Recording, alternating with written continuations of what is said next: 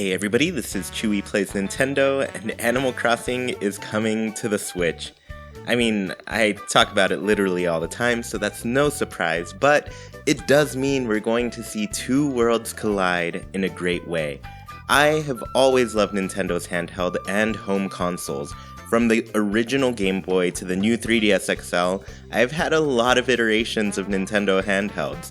Since the N64, I have had every Nintendo home console, though I had experience with the Nintendo and Super Nintendo through my older brothers. I did not actually get to own those. When Nintendo announced the Switch, I remember I had a friend who was skeptical about the gimmick of being able to switch from the TV to handheld. I told him we're not friends anymore. No, I'm just kidding.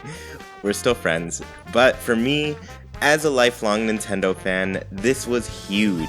To see every single Nintendo game on my TV and then take that with me on the go, that was the dream. To me, it meant Nintendo would finally stop splitting its development teams in half and start focusing all their efforts on one console.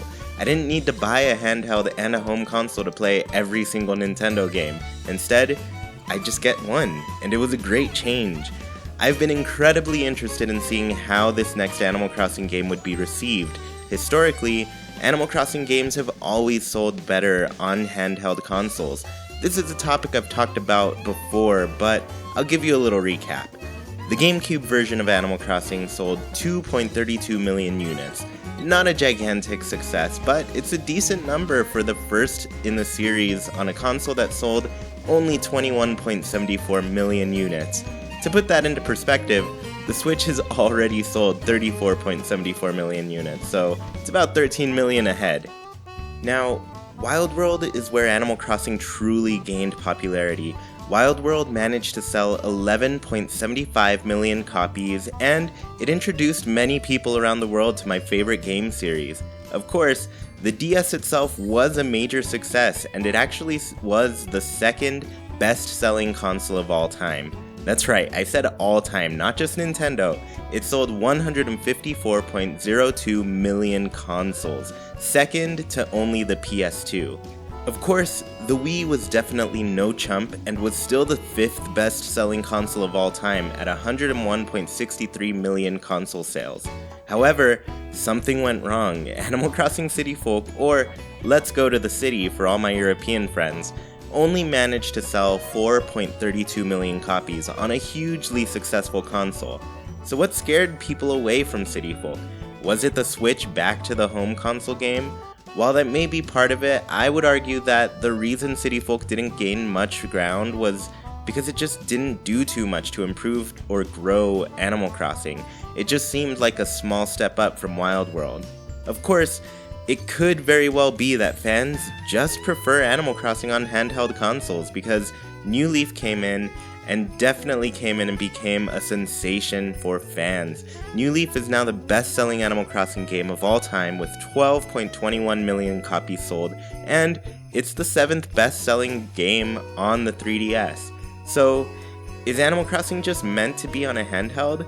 Have the home console versions of Animal Crossing just gotten the short end of the stick when it comes to sales? Well, I'm conflicted, because I love Animal Crossing on my TV. I was introduced to the game on the GameCube, and I've never turned back. Each game holds a special place in my heart, and I've spent countless hours with every game released. I do really love the Animal Crossing experience on the television, or on the telly for our European friends.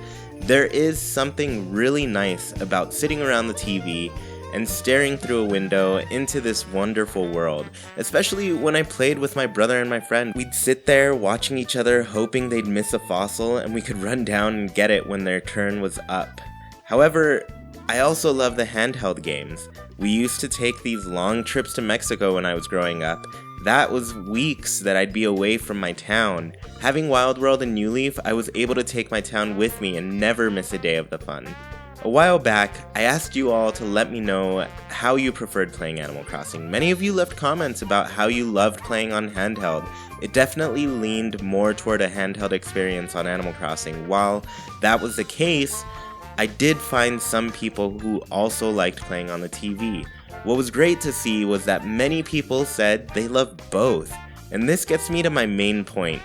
Animal Crossing Switch is going to be the best of both worlds. I couldn't be more excited.